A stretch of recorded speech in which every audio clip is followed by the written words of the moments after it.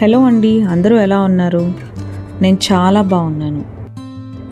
Topic నుంచి deviate అవుతూ నేను నమ్మి ఇష్టంగా చేసుకునే ఒక పూజ గురించి చెప్పాలి అనుకుంటున్నాను ఇవాళ. అది సంకష్టహర చతుర్థి. ఇది నేను నందూరి శ్రీనివాస్ గారి ఛానల్లో చూశాను. ఒక 3 years నుంచి అనుకుంటూనే ఉంటాను, కానీ ఎప్పుడు కుదరలేదు చేయడానికి.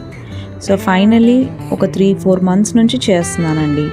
ఈ సంకష్టహర చతుర్థి అనేది మంత్లీ వన్స్ వస్తుంది. నేను సంవత్సరానికి 12 సార్లు చేస్తాను అని సంకల్పించుకున్నాను. ఈ పూజ తర్వాత ఎటువంటి ప్రాబ్లమ్స్ ఉన్న లైఫ్లో దానికి ఖచ్చితంగా స్వామి ఒక సొల్యూషన్ అనేది అయితే చూపిస్తారు. ఆయన ఏదో మ్యాజిక్ లాగా చేసేసి మొత్తం అంతా మీ ముందుకు తీసుకొస్తారని నేను చెప్పట్లేదు, కానీ ప్రాబ్లమ్ని ఎలా సాల్వ్ చేయాలి అనేటువంటి క్యాపబిలిటీని మీకు పెంచుతాడు. అలానే ఒక సొల్యూషన్ని కూడా కనిపించేలాగా చేస్తారు. ఇది నేను మల్టిపుల్ అకేషన్స్లో చూశాను, అందుకని ఇంత నమ్మకంగా చెప్తున్నాను. సో ఈ పూజ ఎలా చేసుకోవాలి అంటే, పొద్దున్నే లేచి స్నానం చేసే నీళ్ళల్లో కొంచెం నల్ల నువ్వులు వేసుకొని స్నానం చేసి, ఎర్రటి గుడ్డలో కొంచెం 3 దోసలతోటి బియ్యం వేసుకొని ముడుపు కట్టుకొని, అందులోనే తాంబూలం ఉంచి ముడుపు కట్టుకొని, తర్వాతకి దేవుడికి 21 సార్లు, స్వామికి 21 సార్లు ప్రదక్షిణ చేసి మీ కోరికను చెప్పుకొని స్వామికి నమస్కరించుకొని, తర్వాత ఆ రోజు మామూలుగా ఆఫీసులకు వెళ్ళిపోయేవాళ్ళు ఆఫీసులకి, ఇంట్లో ఉండేవాళ్ళు ఇంట్లో మిగతా పనులు, ఆ రోజంతా కూడా కొంచెం కుదిరితే ఉపవాసం ఉండటం, లేకపోతే ఏదైనా లైట్గా పలహారాలు, టిఫిన్లు లాంటివి, ఇడ్లీలు అలా తిని ఊరుకోవడం. అలా ఉన్న తర్వాత సాయంత్రం మళ్ళీ సంకష్టహర చతుర్థి తిథి ఎప్పుడు వస్తుందనేది చూసుకొని, దానికి ఒక 2-3 గంటల ముందు మళ్ళీ ఆ ముడుపు విప్పి, ఆ ముడుపులో ఉన్న బియ్యంతో స్వామికి ఏదైనా ప్రసాదం చేసుకోవాలి. నేను ఈరోజు ఉండ్రాళ్ళు చేశాను. ఉండ్రాళ్ళు ఆ పిండి అంతా అయిపోయిన తర్వాత నాకు మా హస్బెండ్ హెల్ప్ చేస్తున్నారు ఉండ్రాళ్ళు చుట్టడానికి. 21 ఉండ్రాళ్ళు చేస్తాము.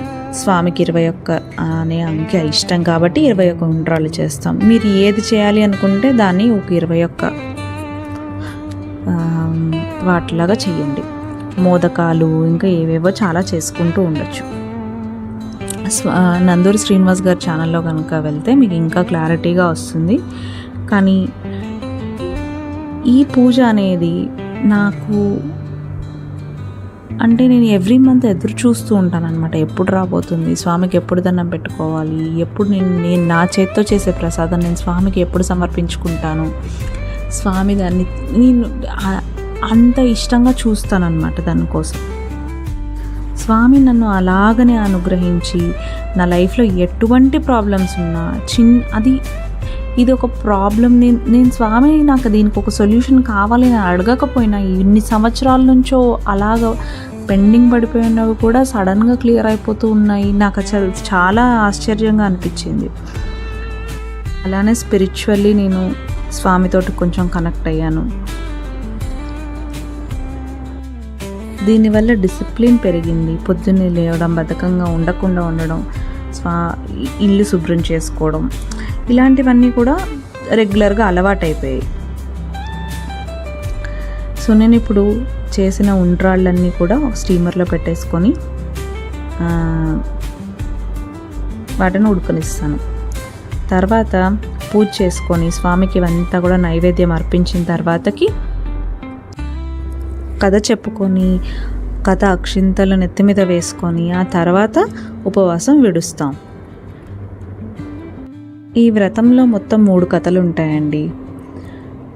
3 కథలు కూడా ఈ పూజ, ఈ సంకష్టహర చతుర్థి అనే రోజు ఎంత ముఖ్యమైనది అనేది చెప్పే విధంగా ఉంటాయి. అంతకుముందు చేసుకున్నటువంటి వాళ్ళు ఈ వ్రతం వలన ఎటువంటి ఫలితాలు పొందారు, ఏమేమి ప్రాబ్లమ్స్ నుంచి బయటపడ్డారు అనేటువంటి కథలు ఉంటాయి సింపుల్గా.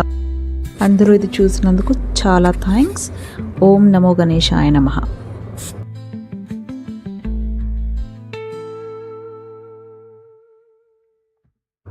పుణ్యం వస్తుంది అని.